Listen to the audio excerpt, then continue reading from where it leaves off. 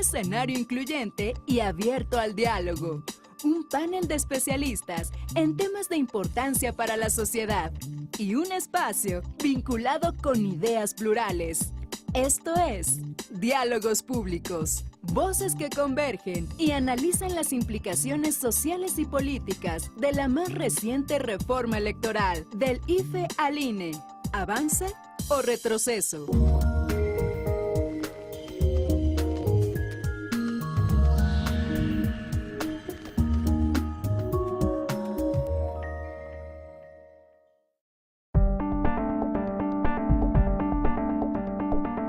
Desde perspectivas incluyentes, independientes y académicas, el Aspen Institute México abre un espacio a la reflexión sobre la transición de uno de los pilares de la democracia en nuestro país.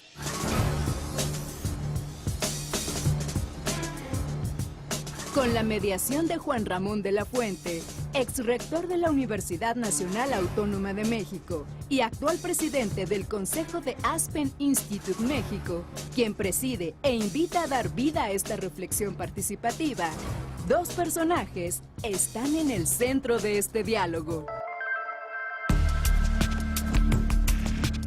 José Waldenberg, doctor en Ciencias Políticas, expresidente del Consejo General del Instituto Federal Electoral, miembro del Consejo Consultivo de la UNICEF en México, consejero de la Comisión de Derechos Humanos del Distrito Federal y ganador del Premio Nacional de Periodismo por su trabajo en la serie México, la historia de su democracia.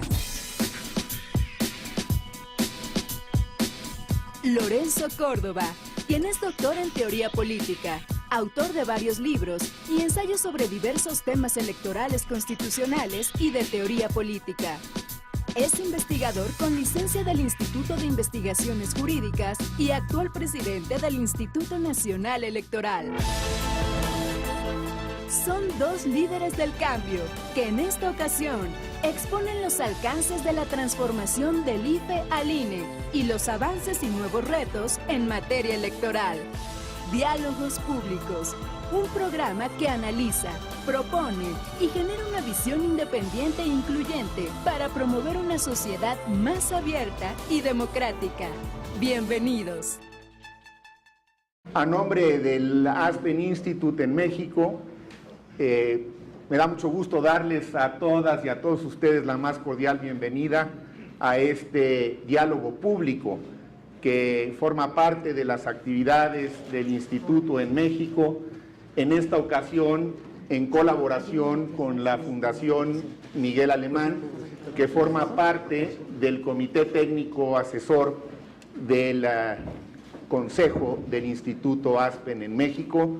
Gracias a su presidente y a su director general por su hospitalidad, pero sobre todo gracias a nuestros invitados que aceptaron amablemente participar en este diálogo público y a todos ustedes por su asistencia. La idea de estos diálogos públicos es muy sencilla: tratar de abordar temas de relevancia para el país, para nuestra sociedad, pero hacerlo desde la óptica de la sociedad civil, con un enfoque ciertamente riguroso, pero con plena autonomía, con plena libertad. Hablar sobre los aspectos que a veces quizá por diversas razones no se tocan públicamente de estos temas, y hacerlo a través de las voces más autorizadas que hay para ello. Por eso me da particular gusto el día de hoy contar con la presencia del presidente consejero del ahora Instituto Nacional Electoral, Lorenzo Córdoba, un académico también muy distinguido, conocido de todos ustedes, para que inicie el diálogo con otro personaje de la vida político-electoral de nuestro país, quien fue en su momento presidente consejero del Instituto Federal Electoral y quien mucho contribuyó a darle credibilidad y prestigio al IFE y a darle a nuestro país certidumbre en los procesos electorales. José Woldenberg, Pepe, muchas gracias. Tenemos también el privilegio de contar con tres distinguidas panelistas que aceptaron nuestra invitación.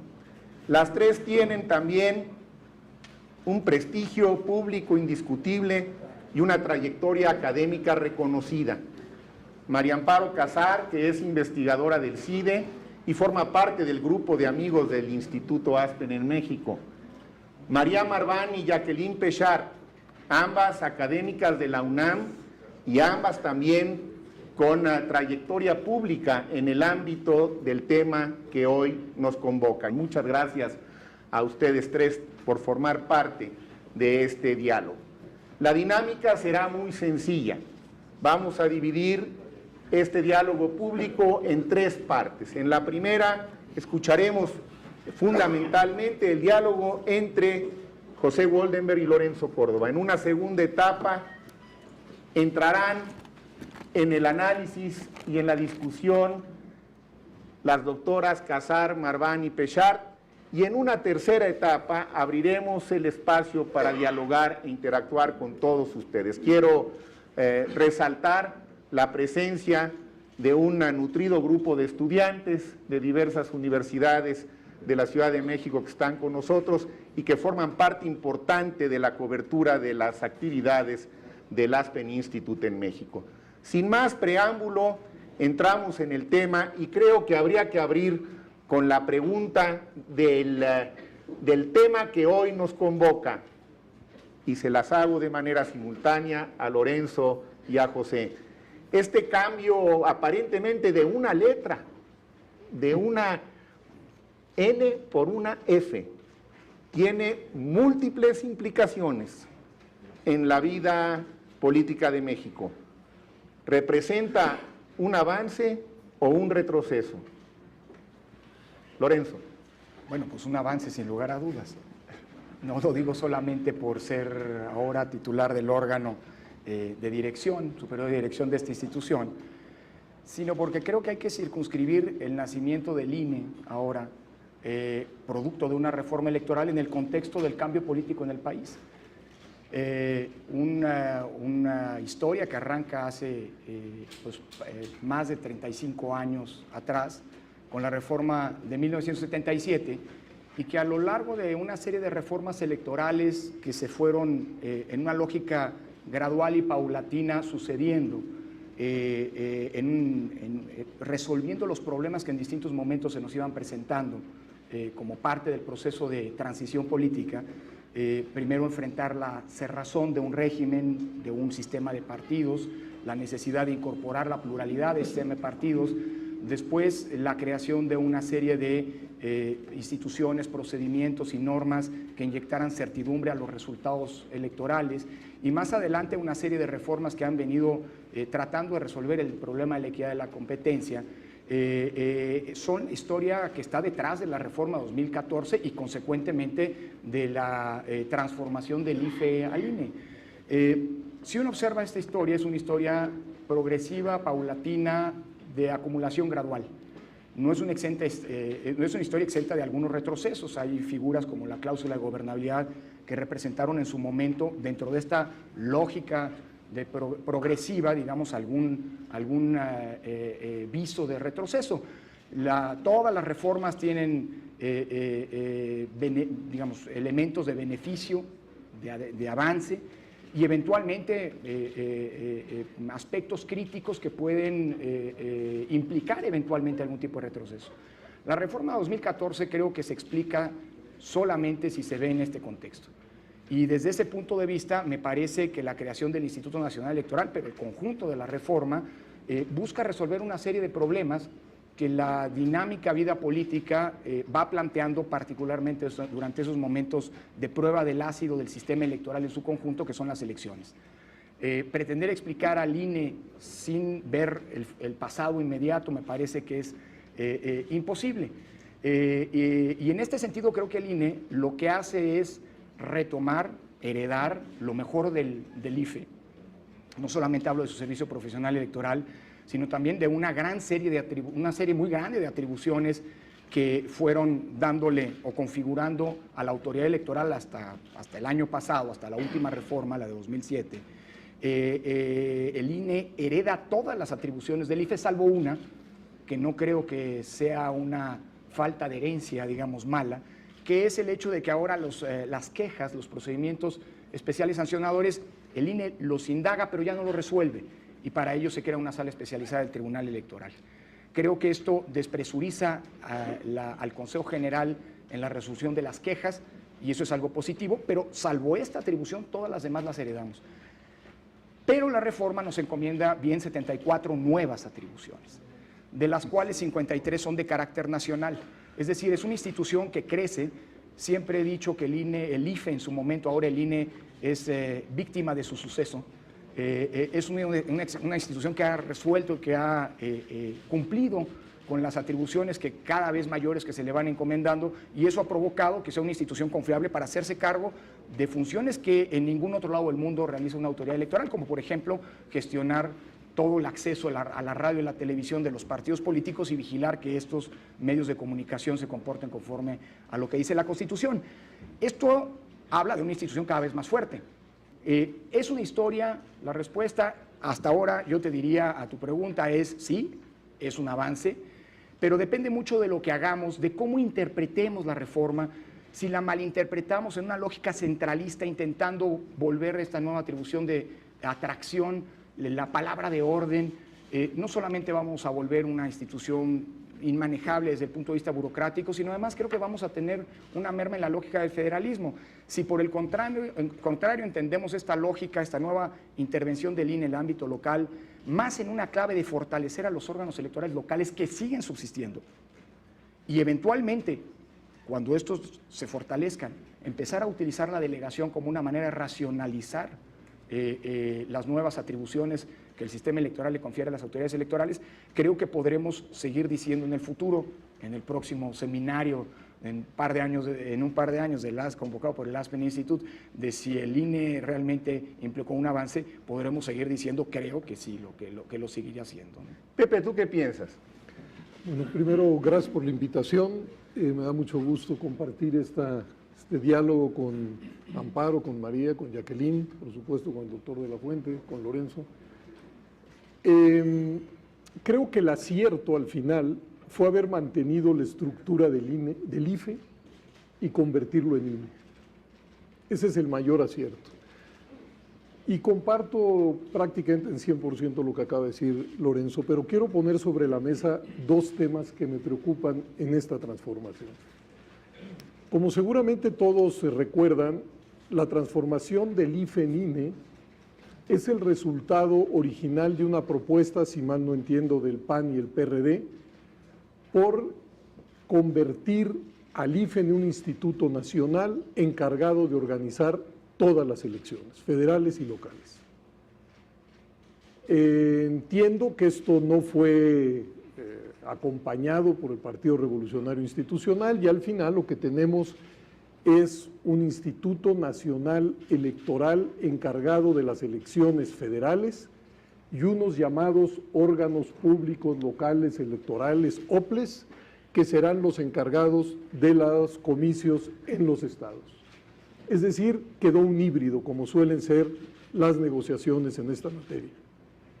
Pero lo que me preocupa de este esquema, y le pediría a Lorenzo, digamos, una respuesta de cómo ve él que se va a solucionar el asunto, es lo siguiente.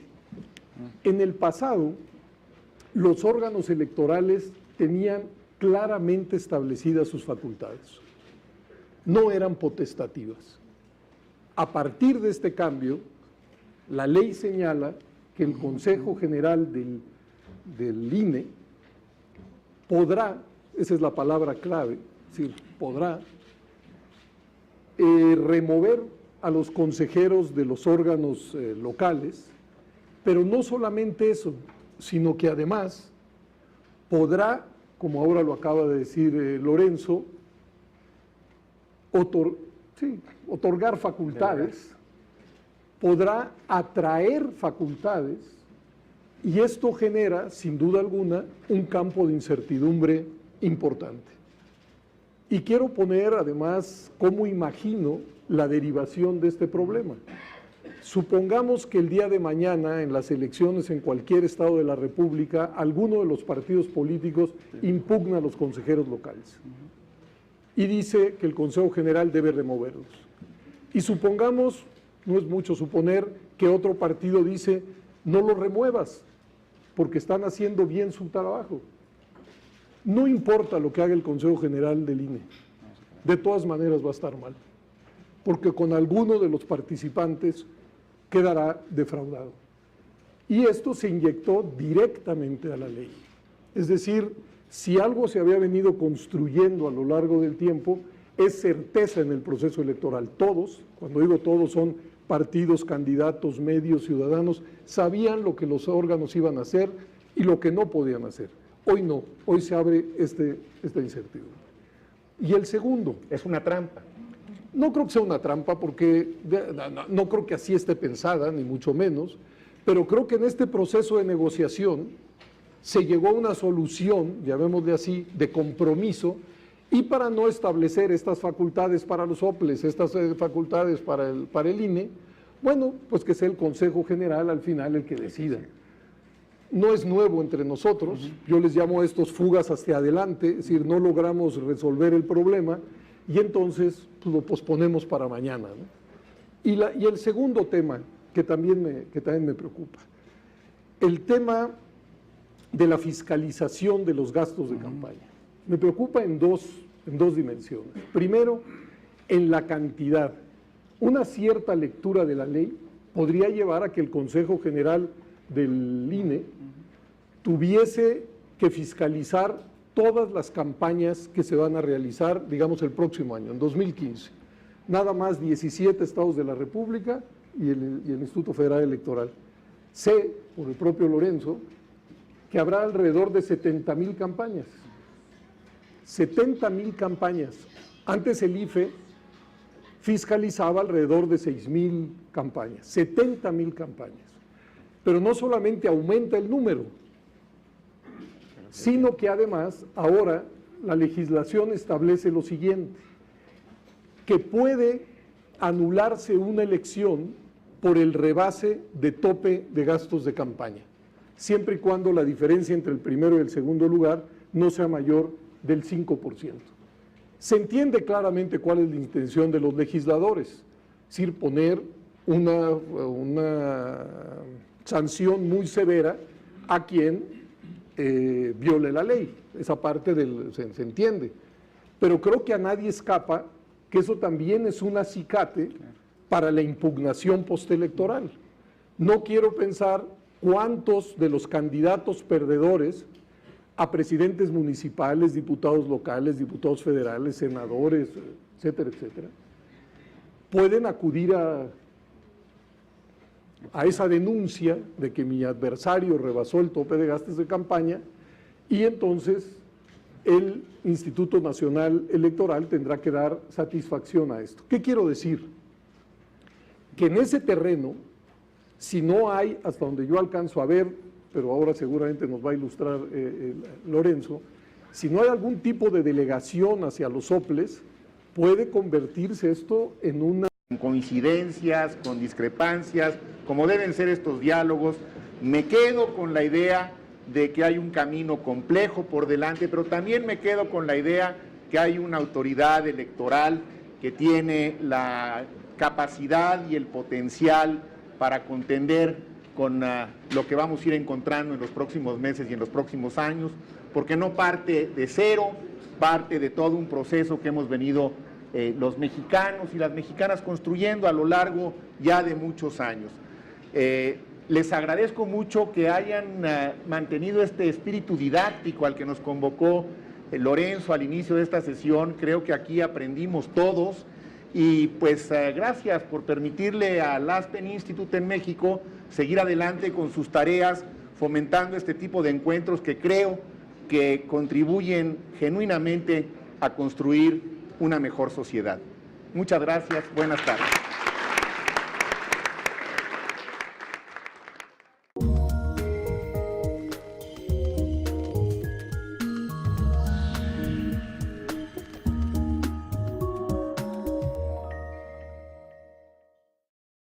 en una carga, digamos, que no sé si cualquier institución pueda solventar, además, en tan pocos días.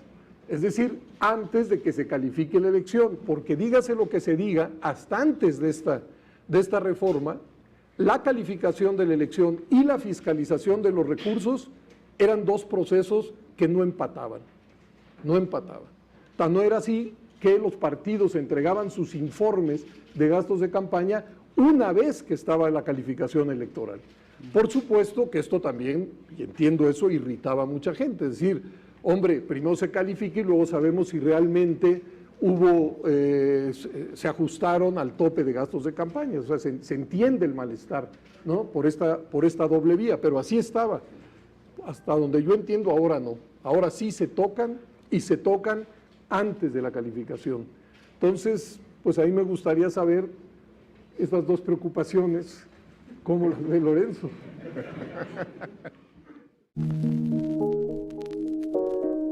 El tema de la fiscalización es un tema sumamente complejo, es uno de los grandes pasos adelante. Vamos a pasar de revisar de alrededor de 6,000 informes de precampaña, campaña, etcétera, a una cifra que puede, todavía no sabemos si habrá coaliciones ni candidatos independientes, pero que puede llegar incluso a 75,000, teniendo que resolver en 45 días después de la jornada electoral.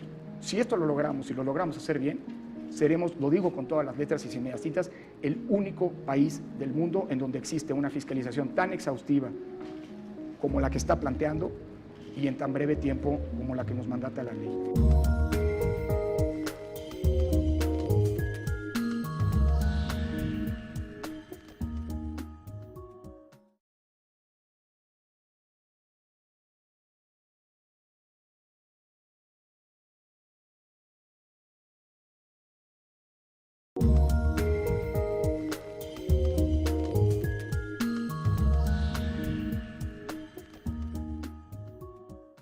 A ver, hay que entender a la reforma, me parece, como un proceso que todavía hoy no está terminado.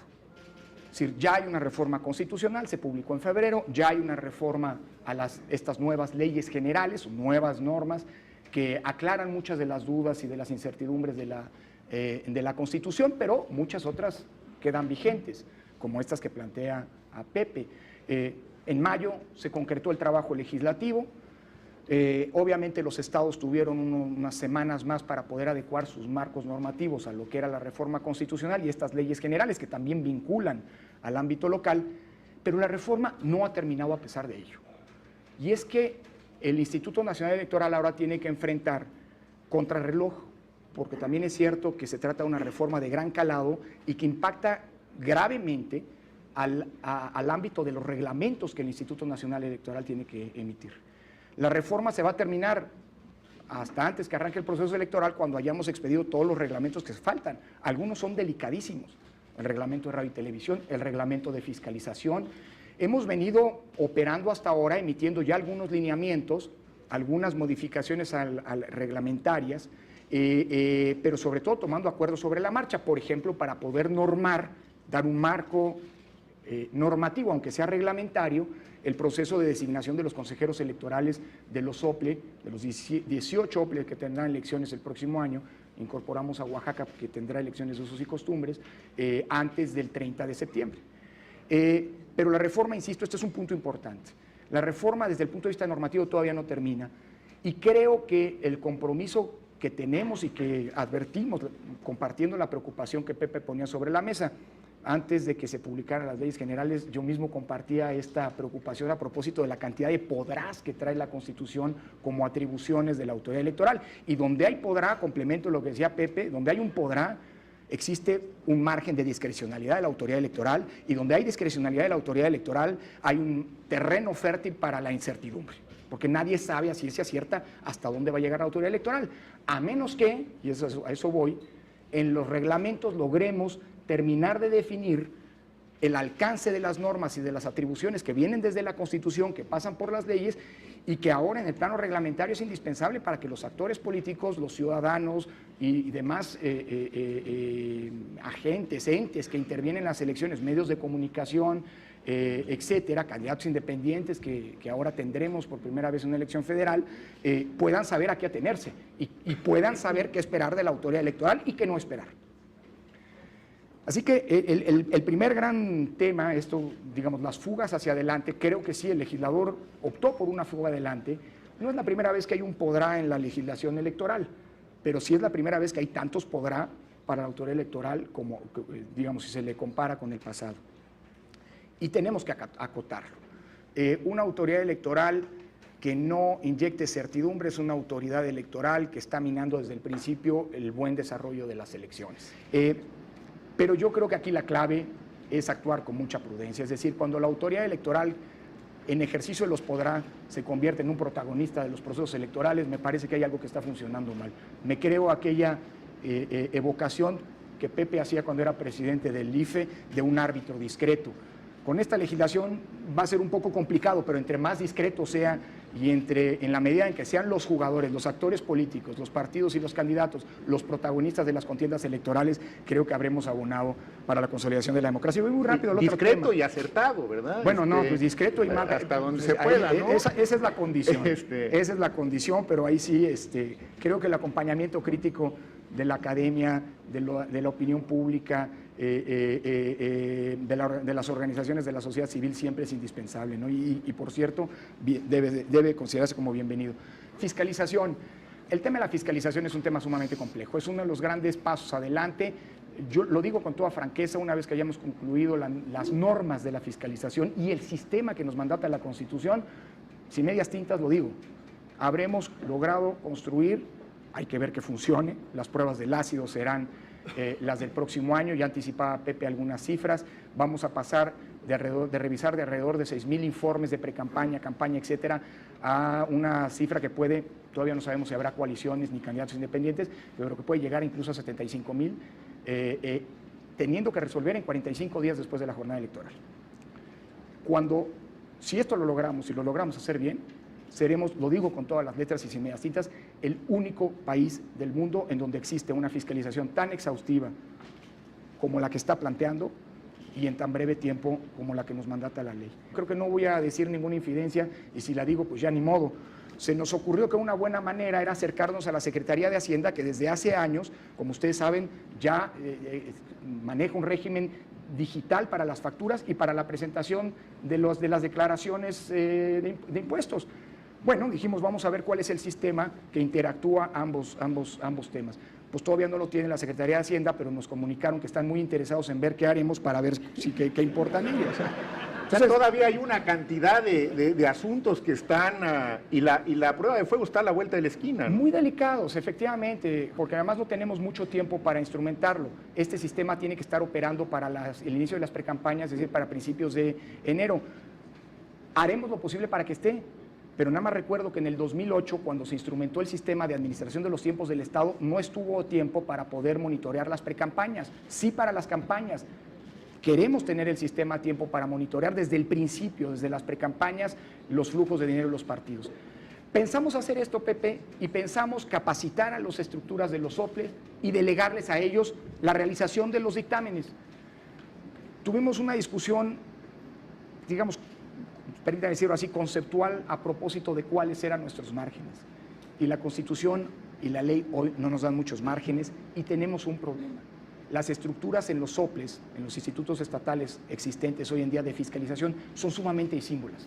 Hay institutos que tienen unas estructuras profesionalizadas, otros que no, y que recurren a contratar despachos de contadores. Es decir, el riesgo de delegar a institutos que no tienen la estructura, porque además lo mandata la ley, podremos delegar solo si hay condiciones y estructuras materiales para poder delegar. No me gusta como solución, pero creo que es la solución más sólida pensando en que hay que llevar a buen puerto el barco.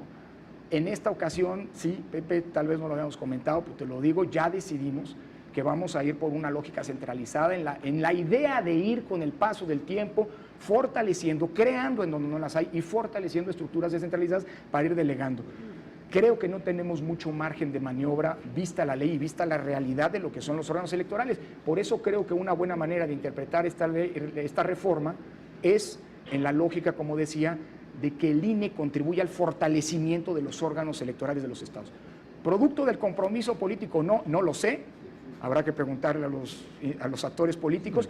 Lo único con lo que me quedo es que los órganos locales subsisten, no desaparecen. Y alguna funcionalidad hay que darles.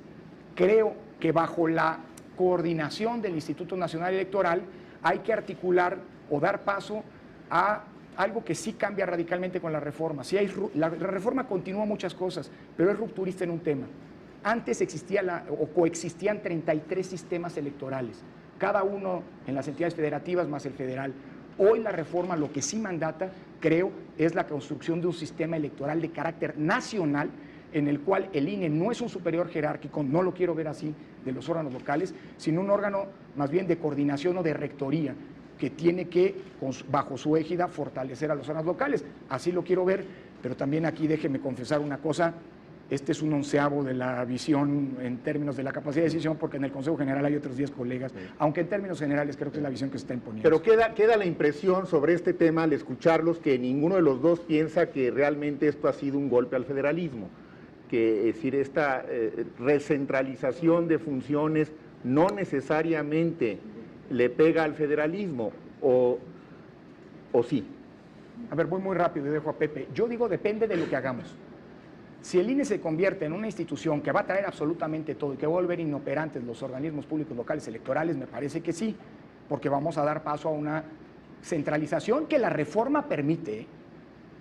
Pero si en cambio nosotros entendemos, como decía, al INE, es decir, a la reforma como una lógica de entreveramiento de atribuciones entre lo federal o lo nacional ahora y lo local, y nos asumimos desde el INE como un órgano que va a estar incluso, no sé, decía fortaleciendo, digo otra cosa, no solo fortaleciendo, sino blindando a los órganos locales frente a indebidas intromisiones de intereses, que fue una de las retóricas, de las narrativas de la reforma, y hacemos en el futuro, creamos en los órganos locales condiciones para empezar a delegar atribuciones que hoy eventualmente están conferidas al INE. Yo creo que no vamos a darle un golpe al federalismo, sino que vamos a propiciar una especie de, déjame llamarlo así, a la alemana, una especie de federalismo colaborativo o cooperativo. El gran desafío que tiene el INE, más allá de las particularidades y demás, es hacer que esta reforma funcione. Y que después de 2015, que siga entregando, y mejor si se puede, resultados respecto de los que el sistema electoral había venido entregando en el pasado.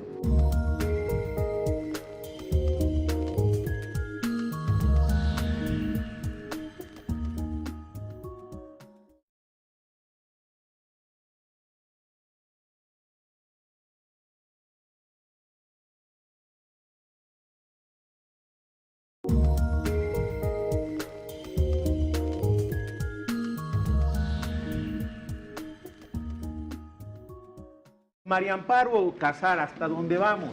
¿Hasta dónde vamos? ¿Qué piensas de lo que hasta ahora han dicho Lorenzo y José?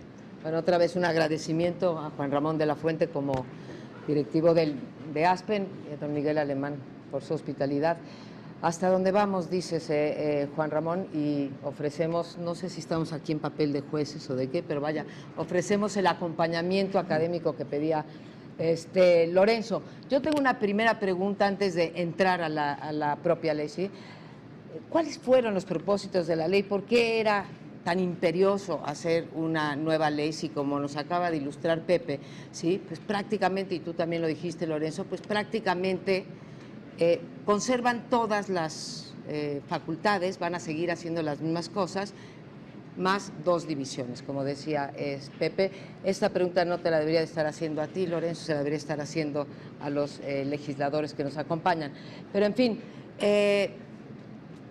yo no sería tan contundente como fue Lorenzo en un inicio, donde empieza diciendo es un avance sin ninguna duda ante la provocativa pregunta de Juan Ramón. Es un avance sin ninguna duda, ya después sí empezaste a expresar las dudas, ¿sí? Y empezaría con 3 posicionamientos. Uno aspiracional, y lo digo de verdad de corazón, les deseo suerte a los consejeros, al Consejo General, en esta titánica tarea que les pusieron enfrente, que ya de por sí era complicada y ahora, como nos han dicho tanto Pepe como tú, pues más complicada. Sí, esta reforma realmente fue muy profunda y es de unas implicaciones técnicas y políticas que no quisiera yo estar sentada en su lugar. Una segunda aseveración es en términos generales. Aunque desde luego no creo en el inmovilismo, si algo me he dedicado a estudiar son las reformas, y entiendo que una circunstancia política pueda aconsejar o pueda incluso obligar al cambio en una cosa que desde mi punto de vista funcionaba y funcionaba bastante bien, como era el Instituto Federal Electoral y las elecciones. Creo que en México sí tenemos un problema con esta idea de tener el cambio recurrente. Tenemos que estar cambiando la norma todo el tiempo al grado de que no tenemos más de 2 procesos electorales con una misma normatividad electoral. Y lo menciono porque creo que 2 de las consecuencias, desde luego negativas, de los cambios constantes es primero la posibilidad de utilizarlos como moneda de cambio. Yo creo que buena parte de esta reforma electoral y de su contenido se explica porque fue una moneda de cambio con respecto a otras reformas electorales. Y segundo, que me preocupa, aunque no lo crean más, es la incertidumbre que provoca en la ciudadanía, en las propias autoridades, en los actores de las elecciones, de conocimiento y apego a la norma. No nos acabamos de aprender una norma cuando nos las están cambiando, ¿sí? Leí el otro día un artículo sobre cómo son 2 cosas importantes para la consolidación de la democracia. Por un lado, las capacidades institucionales que las están construyendo ahorita en el IFE para las nuevas facultades, y por el otro lado es también el apego que puedan tener actores y ciudadanía a esas, o sea, la permanencia de las instituciones. Simplemente en este país no nos dan chance de dejarle un tiempo razonable a que las normas maduren y que las hagamos, las internalicemos. Entonces, esa era la segunda, que es una cosa general, y la tercera aseveración es una práctica, ¿sí? Los aciertos y desaciertos, como ya lo han dicho ustedes, habrán de verse en las próximas elecciones.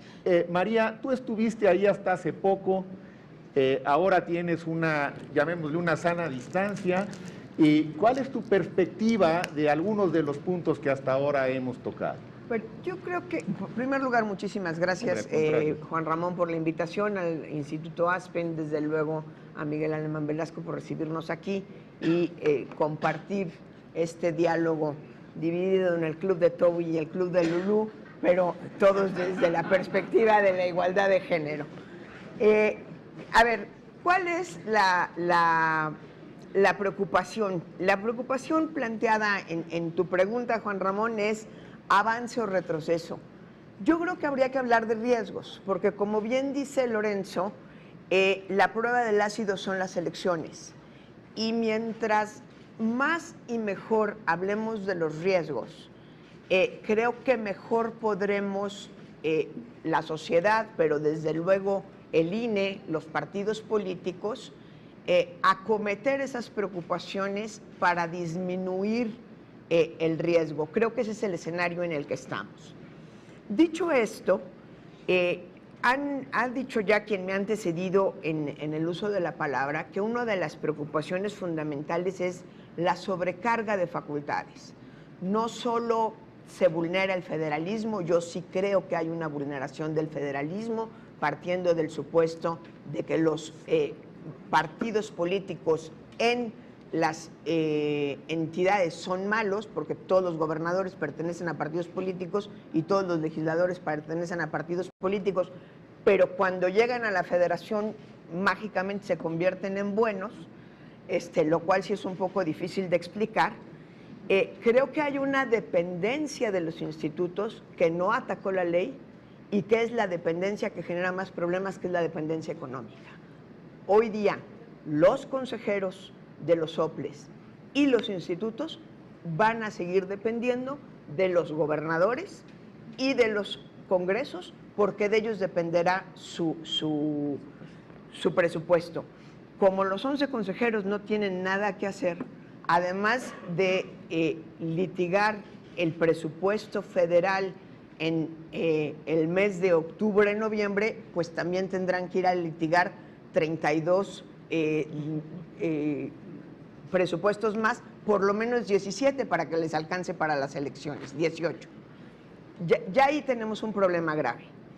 En esta sobrecarga de facultades y en esta manía que hemos ido adquiriendo los mexicanos de pensar que alguien tiene la culpa de que yo haya perdido, no solo hay una sobrecarga de facultades en la nueva ley general, hay una sobrecarga de prohibiciones.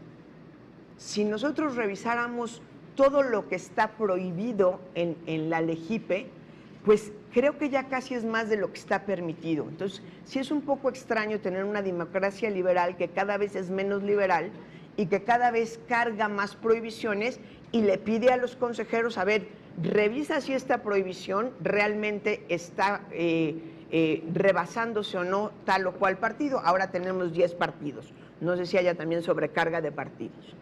Lo que esto nos lleva es una sobrecarga de conflictos, sin lugar a dudas. ¿Qué es lo que me preocupa fundamentalmente? Frente a la carga de conflictos, frente al incremento de la conflictividad, no podemos como país darnos el lujo de llegar a la imposibilidad de resolver conforme a derecho. Y creo que ese es el reto más grande que tenemos enfrente. La pregunta de fondo, creo, más preocupante es si la sobrecarga de facultades, sumada a la sobrecarga de prohibiciones, donde podemos prever una sobrecarga de conflictos, no se puede convertir en un embudo que no nos permita resolver las cosas conforme a derecho. No es una visión muy positiva, es una preocupación muy grande. Bueno, pero qué bueno que las planteamos. Ahora la pregunta que vendrá para José, para Lorenzo, es si tenemos los instrumentos jurídicos y los instrumentos políticos para lidiar con estas eventuales complicaciones que al parecer el entramado las permite prever. Pero quizá antes de volver a escucharlos a ustedes, Jacqueline, si nos das por favor tu perspectiva y las preguntas que quisieras formular. Sí, a ver, yo quisiera plantear, bueno, arrancar por donde Lorenzo nos dijo que viéramos la reforma de 2014. Creo que lo que se logró en esta reforma es que los principios rectores que siempre han estado ahí, que son certeza, legalidad, imparcialidad, independencia, objetividad y ahora también transparencia, pues que se privilegió un principio, el de la supuesta imparcialidad, y se sacrificó el otro, que es el de la certeza, y sobre lo cual pues todos ustedes ya han dicho que tal parece que se olvidó el tema de la certeza, que creo que en el terreno electoral, que es un terreno naturalmente de disputa, naturalmente de controversia, la certeza, como ya lo dijo Pepe, como ya lo dijo Lorenzo y bueno, mis compañeras, pues es un elemento fundamental y eso es algo que aquí se sacrificó. ¿En aras de qué? Pues en aras de que las presiones de los poderes locales pudieran hacer un arreglo institucional, pues que ni era totalmente centralizado, ni eliminaba la estructura local, deja dos estructuras, pero ciertamente es una estructura local reducida a su mínima expresión. Le quitan la autonomía constitucional, le dejan solamente una autonomía pues de funciones, pero sí una línea de mando, si me lo permiten, hacia el INE, porque el INE es el que va a regularlos, va a ser el rector del funcionamiento de los organismos locales. Sin embargo, lo que aquí nosotros podemos ver es que el tema de la confianza está íntimamente ligado al problema de la falta de certeza en los distintos procedimientos que se van dando.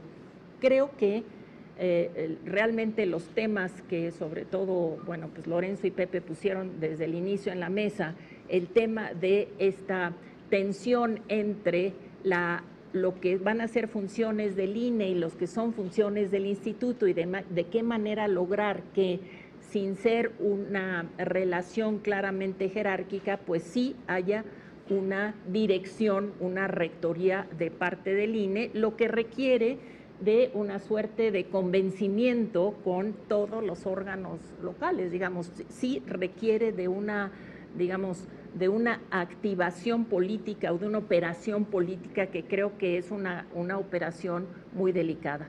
Entonces, ya lo dijeron María y María Amparo de manera muy clara.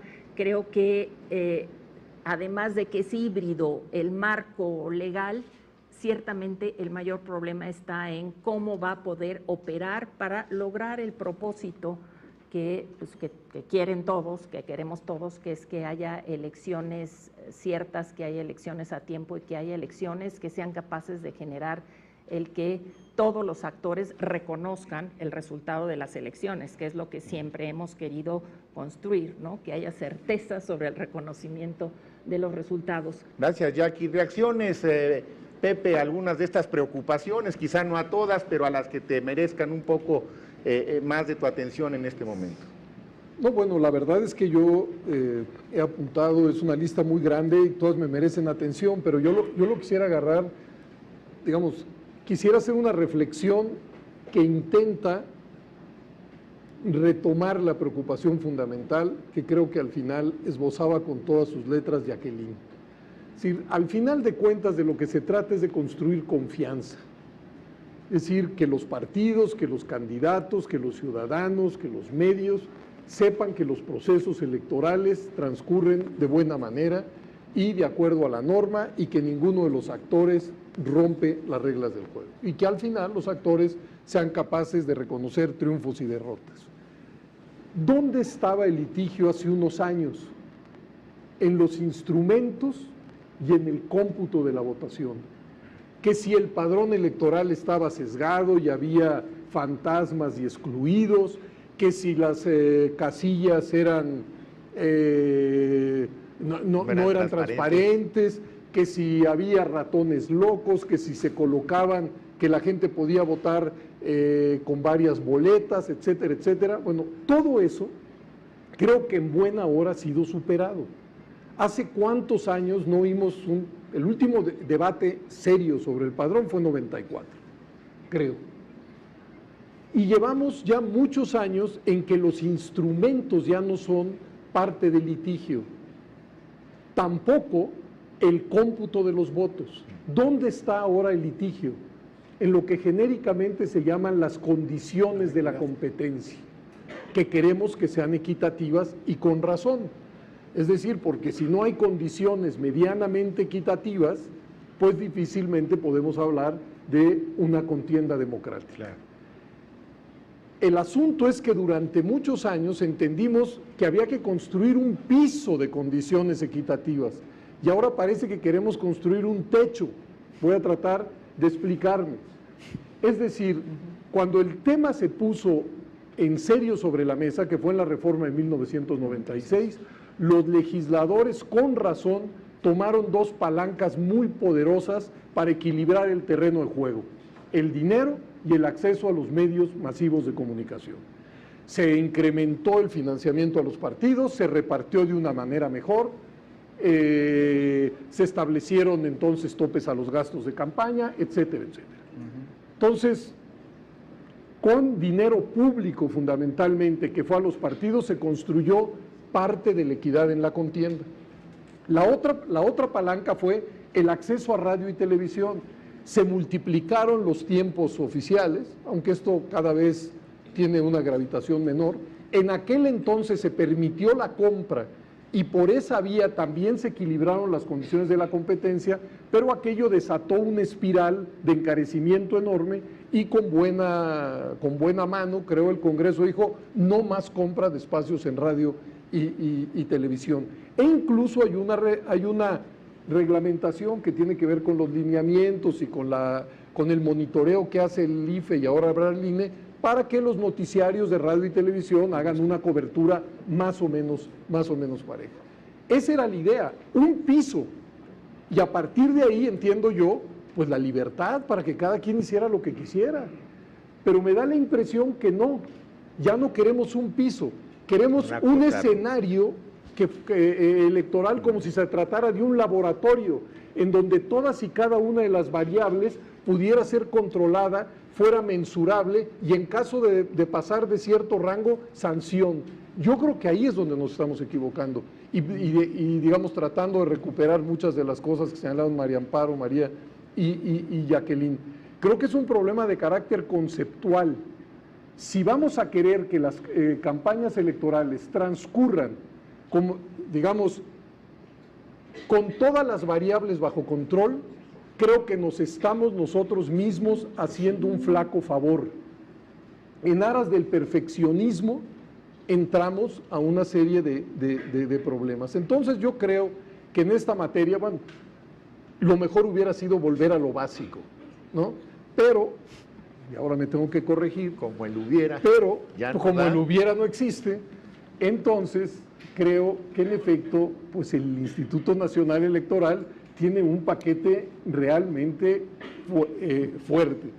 Yo lo sintetizaría de esa manera y creo que hay que darle la palabra a Lorenzo porque realmente esa es la respuesta que importa. Obviamente son muchísimos los matices, los puntos, imposible abordarlos todos en una sesión. Si están de acuerdo, si les parece, podemos abrir ahora un poco la interacción con el público. Así que abrimos durante unos minutos el foro. Adelante, por favor. Buenas tardes, soy Andrea Silva de la Universidad Nacional Autónoma de México, de la Facultad de Derecho. La pregunta es, ¿qué va a pasar si en caso de que el proyecto del INE no funcione en las elecciones de octubre? O sea, ¿cuál es el plan? ¿Hay un plan B? Correr. Bueno, consejero presidente. A ver, un poco retomando las preocupaciones que tanto María Amparo como María, como Jackie y el propio Pepe planteaban. Permítame articular una reflexión final, abordando esencialmente 4 temas. El primer tema es el del conflicto. Creo que el tema del conflicto que se puede derivar del sistema electoral que nos dimos con la reforma de 2014 está latente, y eso hay que reconocerlo. Pero tampoco es algo novedoso, perdón que lo diga así, y Pepe y Jacqueline encabezaron probablemente el primer Consejo General del IFE, o integraron el primer Consejo General del IFE, que tuvo que enfrentarse a este nuevo desafío o a este nuevo rol de la autoridad electoral, de ser un árbitro de las disputas entre los propios partidos políticos, ya no un árbitro de la competencia electoral propiamente dicha. Esto implica frentes de conflicto, sí, pero no nos pusieron aquí, creo, para hacer una tarea sencilla, y quienes aceptamos, porque nadie nos puso una pistola en la cabeza, quienes aceptamos entrarle a esto sabíamos más o menos a lo que le entrábamos. Cada día nos damos cuenta del tamaño de lo que implicó, pero bueno, ahora ya no hay vuelta atrás, ¿no? Era extremo. El tema de la nulidad, que ese es el segundo gran tema, perdón que me extienda. A ver, yo lo he dicho siempre y lo digo con mucha deferencia respecto aquí sí al legislador que, comillas, siguió esa tendencia de ir abaratando la nulidad de las elecciones. Lo he dicho y lo he sostenido en muchas ocasiones y lo digo con toda responsabilidad. Abaratando las elecciones, la nulidad de las elecciones. A ver, la nulidad es impensable un sistema democrático que no tenga contemplada la posibilidad de anular una elección. Es impensable, porque no podemos entrar en la lógica de imaginar que cualquier cosa puede ocurrir y una elección se tiene que validar pase lo que pase. Pero creo que la nulidad de una elección debe ser vista como una válvula de seguridad, corrijo, la última válvula de seguridad para que la elección, para que una elección finalmente siga siendo democrática. La última. Hay muchas otras. Digo respirando una cosa a María Amparo. La nulidad no le toca determinarla al INE, le toca al Tribunal Electoral. Así que nosotros decidiremos, aventaremos el balón de aquel lado y ya será el tribunal el que pagará el costo de exigencia de los partidos políticos y lo que supone la conflictividad. No quiero bromear, porque al final del día lo que haga el INE es lo que va construyendo eventualmente toda la narrativa, digamos, que se utiliza cuando se apela a la nulidad. Y sobre regulación, sí, cierto, pero depende mucho en la cancha del Instituto Nacional Electoral lo que hagamos. Hace 7 años, la narrativa en contra de la reforma electoral es que en México, iba a decir, voy a exagerar, no es cierto, hubo quien lo dijo así, se murió la democracia, se acabó la libertad de expresión. Y lo que se ha demostrado en los últimos 7 años es que, como pocas veces, a pesar de esa regulación, la libertad de expresión ha estado garantizada en los procesos electorales. Claro, como la libertad de expresión en otros ámbitos, también esta tiene límites. Y creo que los límites establecidos son absolutamente racionales. Qué bueno que nos quitaron de la legislación ese dolor de cabeza que era la denigración. La calumnia es mucho más asible. Claro. Pero en todo caso, lo que sí quiero decir es que mucho depende de la vocación del árbitro. Si nos volvemos locos, si nos asumimos como Cristo Pantocrátor que va a hacer la justicia divina desde lo electoral, nos podemos meter en terrenos que no deberíamos meternos y podríamos desvirtuar ahí sí la libertad de expresión. Pero creo que también aquí es una cuestión de responsabilidad y creo que a la luz de las decisiones de la autoridad electoral en los últimos años ha habido un respeto bastante, digamos, sensato al ejercicio de la libertad de expresión. Muy bien. La credibilidad del INE, concluyo. A ver, voy a citar a alguien que para mí es un clásico, que está sentado a mi derecha, que es Pepe Woldenberg, porque además creo que es muy plástica la expresión. Pepe decía cuando era consejero presidente del Instituto Federal Electoral que la credibilidad, la confianza es un proceso lento, complicado, trabajoso, en el que los avances se logran, cito, micra a micra. Asumamos que nadie nos va a regalar nada y que la confianza, la construcción de la confianza en el INE, no es una cuestión de que uno esté en el INE y entonces quiere que tenga, no, la confianza en la autoridad electoral es indispensable para la confianza en los resultados electorales, que es indispensable para la legitimidad de los gobiernos que son electos. Hay mucho por hacer, pero creo que un primer buen paso es asumir que tenemos una ruta crítica que avanzar en ese sentido. El gran desafío que tiene el INE, más allá de las particularidades y demás, es hacer que esta reforma funcione. Y que después de 2015, que siga entregando, y mejor si se puede, resultados respecto de los que el sistema electoral había venido entregando en el pasado. Y si podemos, yo creo que habrá muchas cosas que modificar. Las reformas, los alemanes dicen que la reforma electoral es una reforma permanente. La dinámica, la vida política siempre impone la necesidad de hacer ajustes, pero si lo logramos, exorcizar del imaginario de la clase política, sea eso lo que sea, la necesidad de una nueva reforma trascendental y fundamental en lo electoral. Y eso lo vamos a lograr si hacemos que esta reforma funcione.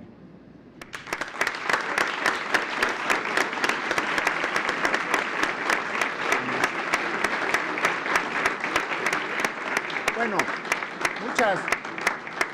muchas gracias a todos ustedes. Yo creo que ha sido una sesión realmente de primer orden intelectual, académico, de expresiones libres, plurales,